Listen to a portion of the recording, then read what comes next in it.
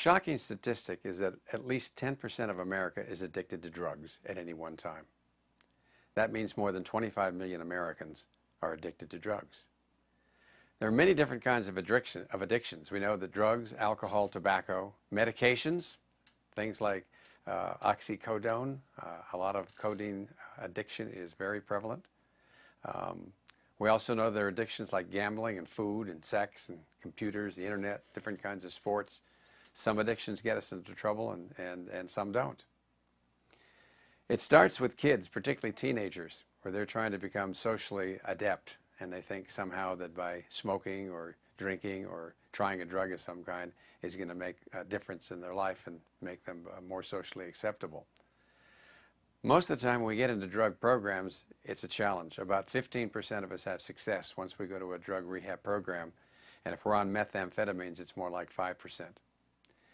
You have to be ready to change. It's called readiness to change. There are two factors that are involved with that. One is importance, meaning it has to matter to you. Maybe it's because you got DUIs, maybe you got busted, maybe you wound up in jail. And the other is confidence, to know that you can do it. So a couple of things are important. The first step is to know that you have a problem and you want to do something about it. The second step is to find a good therapist who understands addiction. You're looking at a one-year program. Medical treatments that are now available are changing, and there are some changes that are really kind of big time, even for methamphetamines. There's a thing called a biochemical brain disease that results from certain kinds of addictions, particularly things like crystal meth, cocaine, and etc.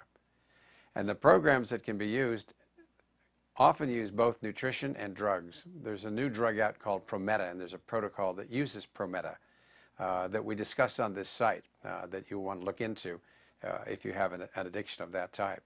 That can do a lot to change the biochemistry of the brain so it's possible to get off some of these addictive drugs that we have.